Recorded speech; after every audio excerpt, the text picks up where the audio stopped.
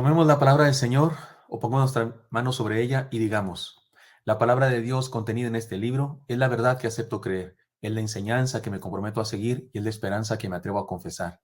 Nada me impide recibirla, nadie me evitará que la haga parte de mi vida y por ningún motivo dejaré de proclamarla. Estoy aquí para leerla, oírla y vivirla diariamente. Amén. Señor Santo, háblanos por favor, bendícenos según estamos hoy, recibir tu palabra, tu consejo, tu aliento, esperanza, sanción, disciplina, lo que tengas para nosotros hoy. Háblanos, Dios, que nada y nadie te lo impida. Lo pedimos en Cristo Jesús.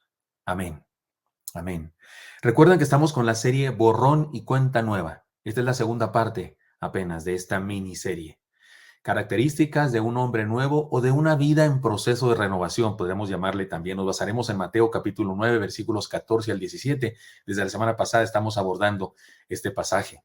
Aprendimos que la popular frase borrón y cuenta nueva, que es el nombre de la serie, significa comenzar de nuevo. Ese es el asunto, comenzar de nuevo en términos sencillos.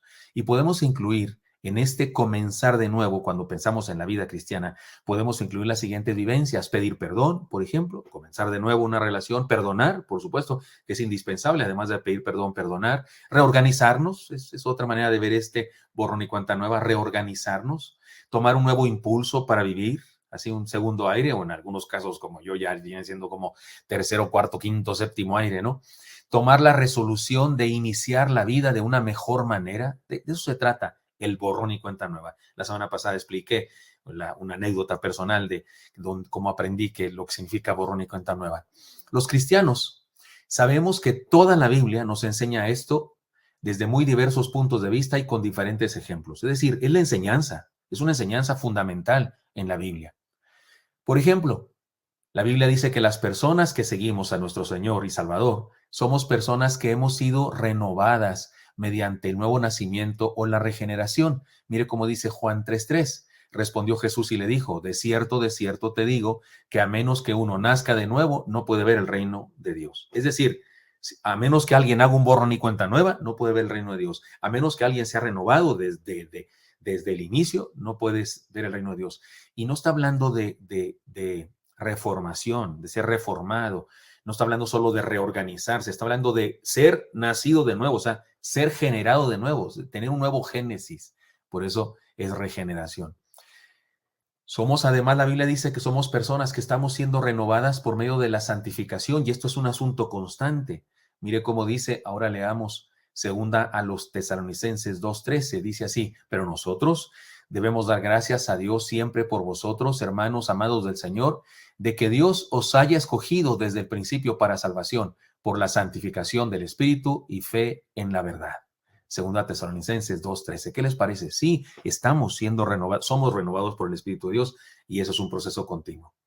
Por ello es que cantamos de vez en cuando en algunas iglesias, cantamos un canto que dice, renuévame, renuévame, Señor. ¿Se acuerdan ustedes? Tal vez en su congregación, en nuestra iglesia, por supuesto que sí lo hemos cantado. Es un canto ya más de antes, digámoslo así, pero lo seguimos cantando.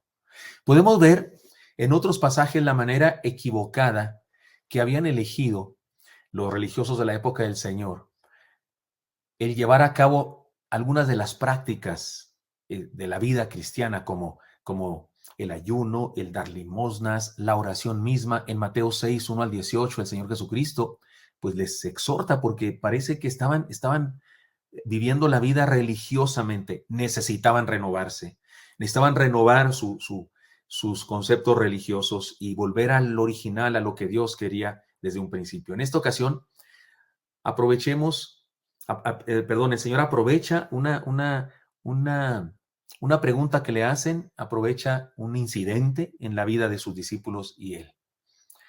El pasaje que estamos estudiando de la semana pasada habla de este desafío del Señor a sus discípulos más cercanos a la renovación.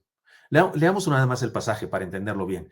Dice así, es el evangelio, es el evangelio de Mateo capítulo 9, versículos 14 al 17, y se lo leo, dice así la palabra del Señor. Entonces vinieron a él los discípulos de Juan, diciendo, ¿por qué nosotros y los fariseos ayunamos muchas veces y tus discípulos no ayunan?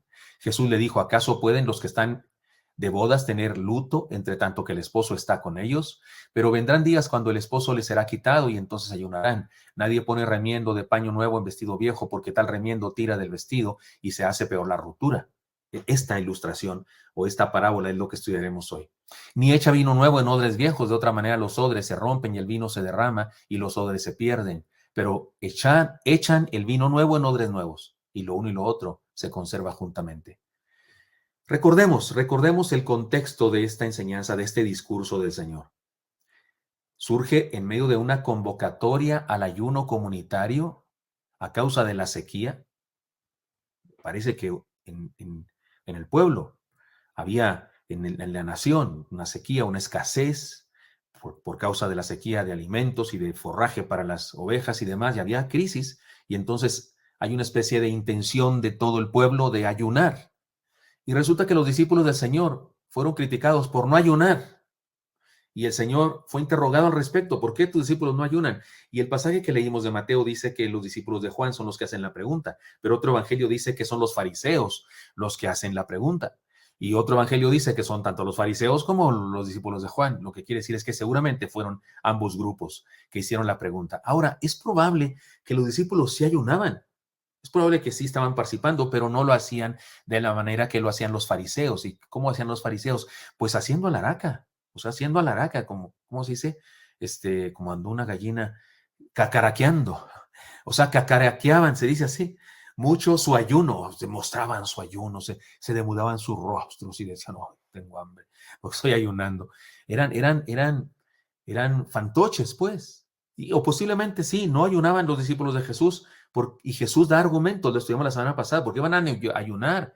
Si se ayuna para estar cerca de mí, y ellos ya están cerca de mí, y pone el ejemplo del novio, del amigo del novio, de las bodas y esas cosas. No lo estudiaremos aquí, ya lo estudiamos la semana pasada. Pero nuestro Señor, digámoslo en resumen, aprovecha la oportunidad y le responde con enseñanza que tiene como propósito hacerles ver la necesidad de renovar sus vidas, renovando sus preceptos, sus conceptos sobre la vida religiosa, lo cual era más urgente que cumplir con los preceptos religiosos así superficialmente. Perdón ustedes, aquí se me cayó algo. En aquellos días, como en nuestro tiempo, los religiosos habían elevado la práctica del ayuno a un ritual meritorio y habían perdido de vista su propósito. Este era el asunto, este era lo grave del asunto. Porque mire, si usted quiere ayunar, si usted va a ayunar, sea que en su iglesia convocaron al ayuno o en su ciudad, si hay una colonia ahí de cristianos y convocan al ayuno, usted ayuna, punto, ayuna.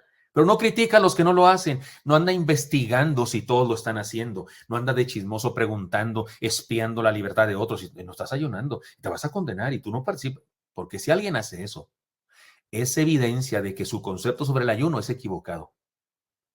Es algo personal, para principio de cuentas. Es una decisión personal. Pero resulta que aquellos andaban, ¿por qué no ayunan ellos? ¿Sí? Habían perdido de vista. Igual que en aquella época pasa el día de hoy, pasa lo mismito. Hay gente que cree que ayunar es un ritual meritorio. O sea, que convencemos a Dios. Dios tiene que respondernos. Si ayunas, no, Dios ya dice, no, no, ni modo. Ya ayunaron, tengo que responderles. Ángeles, vengan, porque estos ayunaron y ni modo. No, Dios es soberano, por favor, usted y yo no podemos convencer a Dios de que haga o no haga tal o cual cosa.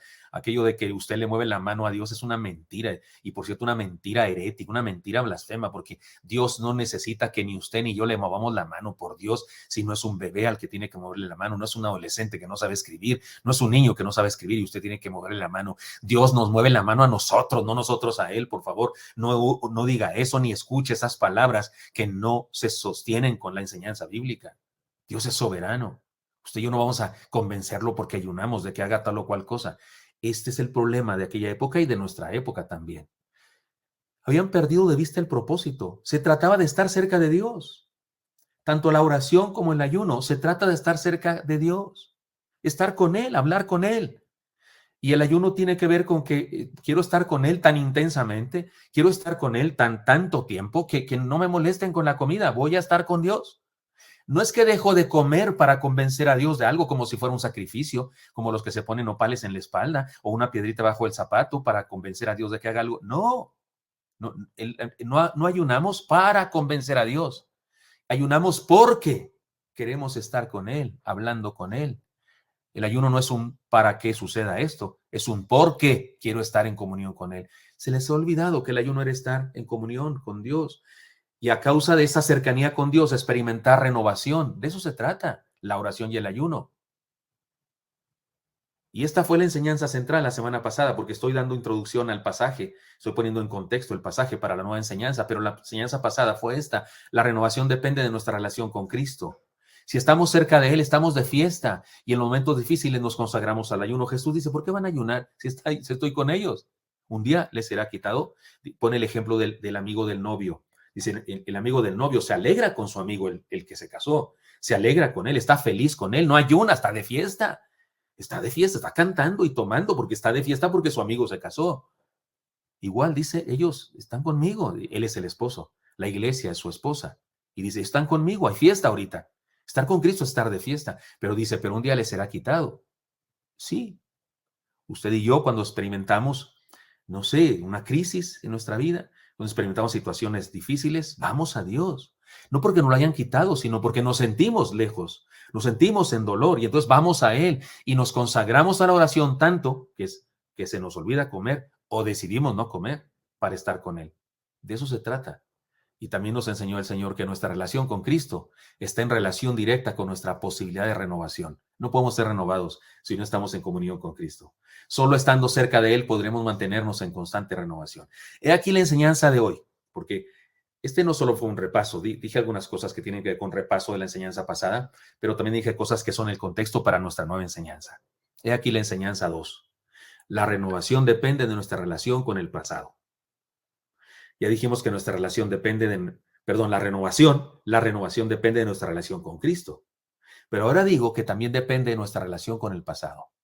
¿Qué es el pasado para nosotros? ¿Cómo lo valoramos? ¿Cómo lo, lo, lo, lo percibimos y qué hacemos con él? Esto que estoy preguntándome tiene que ver con nuestra renovación. El segundo argumento que el Señor utiliza para responder a la pregunta que le hicieron, ¿por qué tus discípulos no ayunan? Ahora no lo dirige directamente a la cuestión del ayuno. Ahora el Señor no habla directamente del ayuno, sino del origen de la mala actitud que algunos tienen con respecto al ayuno y otras cosas de la vida cristiana o de las prácticas cristianas o de la religión. Y dice una parábola, la parábola del paño y el remiendo. Su parábola del remiendo del paño nuevo en el vestido viejo, es fácil de entender.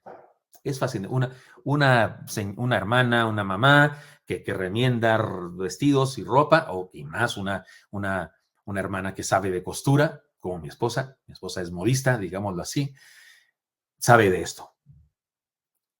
Un paño nuevo, una tela nueva, no encoge, perdón, encoge. Todavía encoge. Si usted la lava, puede encoger. Si usted le pone un paño nuevo, el paño nuevo, perdón, si usted pone en un vestido, en una tela ya usada, que ya encogió lo suficiente, pone un paño, un remiendo nuevo que todavía va a encoger. Al lavarlo, al mojarlo, no encogen juntos, encoge más lo que es nuevo, porque nunca había sido pasado por agua, no había encogido, y al encoger, rompe. Usted no puede remendar una tela, un vestido, un paño, que ya usado, ya lavado algunas veces, que ya encogió lo que tenía que encoger, usted no lo puede remendar o no lo debe remendar con un pedazo de una tela nueva que va a encoger apenas, porque el problema empeora, por supuesto, se rompe otra vez, se rompe el paño, el remiendo se encoge y todo lo que estaba cosido alrededor se estira y se rompe, entonces no sirvió de nada. Esta es la idea, perdonen si no fui claro, pero seguramente sí lo entiende usted. Ahora, ¿qué quiso decir el Señor Jesús con el ejemplo? La semana pasada alguien me preguntó eso. ¿Qué significan las ilustraciones del Señor que contó? Ahora les explico esta. La semana pasada explicaremos la otra. ¿Qué quiso decir el Señor con esto del paño y el remiendo nuevo? Para que nos quede más claro, de una vez apliquémoslo seco directo ya a nuestra cara de cada uno de nosotros. De una vez apliquémoslo reconociendo estas ideas que la parábola, la breve parábola del Señor nos ilustra. Hermanos míos, hay cosas como el judaísmo y algunas de nuestras tradiciones de nuestro tiempo que no valen la pena que las remendemos, sino que las sustituyamos con otras, por otras. Hay cosas que practicamos, que queremos seguirlas practicando, que creemos que son como que llegaron del cielo esas prácticas, y nos cuesta mucho trabajo cambiarlas, aunque ya no nos funcionen, aunque ya no sean útiles para nuestro contexto. Eso estaba pasando con aquellas personas. Tenían una tradición, unas ciertas prácticas y una forma de ver la vida religiosa que no cabía con la nueva enseñanza de Jesús. No cabía, por eso rechazaron a Jesús. Por eso sentían a Jesús como un revolucionario que venía a romper con sus tradiciones. Pues sí, sí, serían rotas. Si querían mezclarlas, si querían agarrar las enseñanzas de Jesús y sus enseñanzas anteriores, pues iba a romper todo. Hay gente que hace eso, hay gente que hace eso. El día de hoy hay personas en nuestras iglesias que hacen eso. Antes de ser cristianos tenían una religión determinada y les cuesta mucho trabajo dejar esa religión y quieren agarrar el cristianismo y las ideas cristianas y coserlas junto con su tradición religiosa anterior. No se puede, se rompe, no se puede. Hay cosas que no vale la pena que las remendemos. Hace falta sustituirlas. Hay quien me dice, pastor, pero ¿verdad que sí se puede orar el Padre Nuestro? Sí, claro que sí se puede orar el Padre Nuestro. Por supuesto que sí. Jesús nos dijo que así oráramos, no significaba que lo repitiéramos todo el tiempo, pero sí, alguna vez usted puede agarrar el Padre Nuestro y orarlo, pero no como un rezo, no como se hacía en su anterior religión, como un rezo. De repente alguna persona que va y se confiesa le encargan que ore 15 Padres Nuestros y 20 veces Marías. O sea, ¿por qué orar 15 veces la misma cosa? Y otra vez, eso no, ya no es oración. ¿Por qué repetir? Y hay quienes les cuesta mucho trabajo. ¿Verdad que sí? Sí, por supuesto que usted puede usar el Padre Nuestro para orar, pero sería bueno que orara en sus propias palabras. Y insisto, no significa que es malo orar el Padre Nuestro, pero si usted lo ora como una tradición, como un rezo, y quiere remendar eso, diciendo que ahora ora en Cristo, pues no, eso rompe con algo. Hay cosas que valen la pena, que no valen la pena remendarlas. Y como el Evangelio de Jesucristo es nuevo, siempre es nuevo, cualquier otra cosa de nuestras tradiciones o costumbres serán siempre viejas ante la renovación, ante lo novedoso del cristianismo.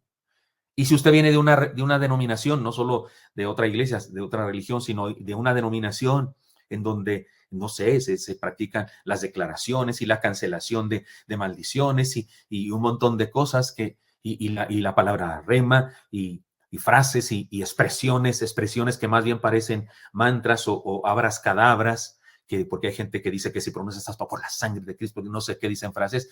Estamos aprendiendo mucho al respecto de eso con el pastor Elino, es cierto, en los devocionales. Usted no puede remendar eso.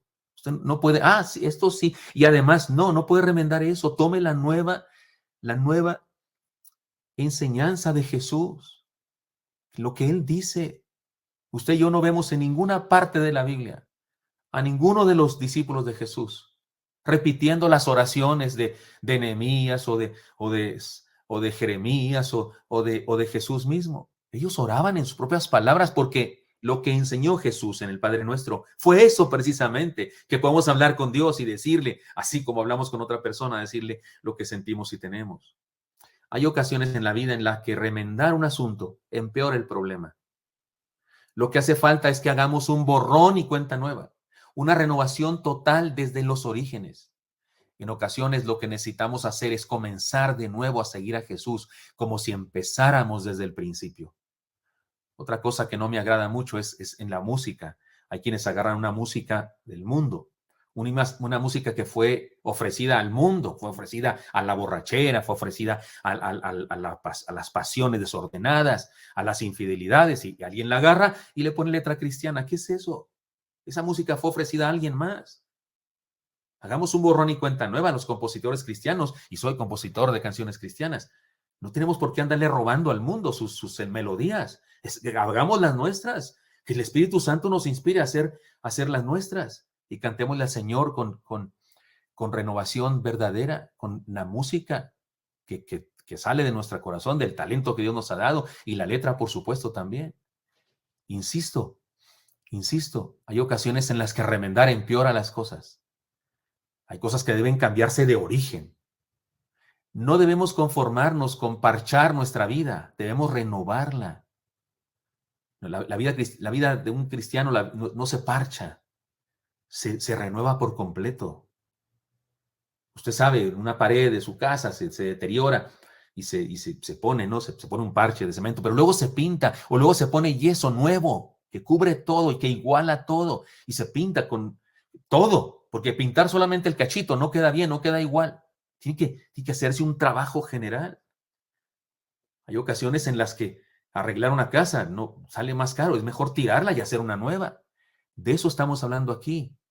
No debemos conformarnos con parchar nuestra vida, debemos renovarla. Si actualmente soy un cristiano victorioso, perdón, si actualmente no soy un cristiano victorioso, si actualmente no soy un cristiano fuerte, maduro, espiritual y fructífero, dando frutos de vida eterna, entonces debo analizar mis convicciones y mis creencias. Debo desechar entonces aquellas ideas que me trajeron hasta donde estoy y adquirir nuevas ideas que me ayuden a ser lo que siempre debí ser, un cristiano victorioso, fuerte, maduro, espiritual y fructífero. Si al comenzar este año, estamos comenzando este año, por eso este tema, por eso estos temas, no reconozco y acepto, no soy un cristiano victorioso, en crecimiento, dando frutos, generando vida eterna en otros, compartiendo el evangelio y otros convirtiéndose por mi intermediación. No está pasando eso. Soy un cristiano que las tentaciones me derrotan. A menudo estoy triste, angustiado porque fallé, porque fallo más que las veces que acierto. Pues entonces debo analizarnos. ¿No será que tengo algunas cosas viejas que cambiar? Que tengo algunas actitudes, prácticas de mi vida, ideas, doctrinas incluso en mi mente que debo desechar, debo quitar porque no son del Evangelio renovado de Jesús. Y debo adquirir nuevas ideas, actitudes, doctrinas. Para eso es la iglesia, para renovarnos. Para eso es la palabra del Señor que se predica en nuestra iglesia. Iba a decir cada domingo en nuestra iglesia se predica todos los días. Nada más los devocionales, ya son 31 veces se predica la palabra en un mes en nuestra iglesia en los devocionales. Más los de los 4 o 5 domingos ya son 35, 36. Más los institutos bíblicos y las zarzas y los sábados y los miércoles como hoy. Para eso es la palabra del Señor que fluye en una congregación, para experimentar transformación por la palabra del Señor. Debemos aprender del pasado, sí debemos aprender del pasado. La serie anterior dijimos, ¿se acuerdan? Un vistazo al retrovisor, ¿se acuerdan de eso? Dijimos, un vistazo al retrovisor, saber lo que Dios ha hecho por nosotros en el pasado, pero no nos quedamos atorados en el pasado, solamente echamos un vistazo. El retrovisor no está al frente, pero una persona no conduce su carro viendo el retrovisor. No, señor, a menos que vaya de reversa, lo cual le hace ir muy lento y con mucho peligro. Una persona va viendo hacia el frente y de vez en cuando ve el retrovisor para ver si no pasó algo ahí atrás, pero va hacia el frente. Entonces debemos aprender del pasado, sí, pero no debemos ser su esclavo, no debemos ser esclavos de la tradición del pasado. Sí, debemos apoyarnos en lo que Dios ha hecho en nuestra vida, pero vamos para adelante, no atorados en el pasado. Hay quienes toman el pasado como el juego de las estatuas de marfil. El que se mueva baila el twist. Las estatuas de marfil, ¿no es cierto? Y se quedan y creen que es una gran espiritualidad, creen que es una gran devoción hacer todo igual que antes, estar igual que antes, como las estatuas de marfil. No, no, Señor. El Señor Dios Todopoderoso nos llena de su sabiduría y de su creatividad para hacer las cosas que hace falta hacer en nuestro presente. Yo no debo predicar como se predicaba el siglo pasado. Yo mismo no predico como yo predicaba el siglo pasado, porque soy del siglo pasado. Yo nací en 1959, a mediados del siglo pasado nací yo. Y no predico ahora, ni debo predicar como predicaba antes. Por supuesto que no, he evolucionado, el Señor me ha enseñado cosas y me permite predicar ahora a los jóvenes, a los adolescentes de este siglo, de este tiempo. Porque predicarles como yo predicaba antes, seguramente algunas cosas no me van a entender. Ahora lo hago por internet. ¿Qué? Ni siquiera imaginar que iba a poder hacer cosas como estas en mi época, cuando yo era un joven pastor. Ni peligro de hacer esto, porque no podemos quedarnos atorados en el pasado. Las cosas buenas que hicimos antes son tan importantes como las que realizamos actualmente. Así que no hemos terminado, sigamos haciendo cosas el día de hoy, cosas mejores cada vez, más cosas que antes. Las cosas pueden haber cambiado y enfrentamos nuevas posibilidades, pero no hay razón para quedarnos a contemplar nuestras hazañas porque tenemos muchas otras cosas que realizar. Cuidado con quedarnos solamente adorando, celebrando nuestro pasado y lo que hice. Yo me acuerdo cuando yo era joven, iba a predicar. Espérame, pero ahora ¿dónde vas a predicar? No, no me vengas con qué hacías en el pasado. Pero ¿qué haces ahora? Debemos evitar caer en el estanque del pasado glorioso, pensando en lo que hicimos y teniendo un presente desastroso, porque eso sería nefasto, que yo me la pase alardeando de lo que hice en el pasado y en un presente desastroso. No, renovémonos, porque no se pone remiendo nuevo en paño viejo, porque el paño viejo ya encogió lo suficiente, no va a encoger más, pero el paño nuevo sí va a encoger más. Y si pones el remiendo y lo coses, el paño nuevo encogerá y romperá todavía más, hará un agujero más grande. No parchemos nuestra vida, no remendemos nuestra vida, renovémosla por completo. No la remendemos, renovémosla por completo. Renovemos nuestra teología, es decir, nuestras ideas, nuestras actitudes, nuestras acciones, renovémoslas. Dejemos que el Señor nos transforme por completo y no caigamos en el estanque del pasado glorioso, pensando en lo que hicimos y teniendo un presente desastroso. Todo esto nos presenta un desafío muy serio. Si alguna de nuestras actitudes nos impiden crecer en nuestra vida espiritual, a nosotros y a otros, a los demás, entonces no debemos remendarlas justificándonos con las razones que tenemos para actuar así. Si tenemos alguna actitud, usted y yo, que impide que otros crezcan, que impide nuestro propio crecimiento, no deberíamos continuar con esa actitud. No deberíamos. Déjenme, les pongo un ejemplo muy simple, muy particular y muy nuestro, que estoy seguro que ustedes, hermanos de mi iglesia, me van a entender y van a estar de acuerdo conmigo en lo que vamos a hacer.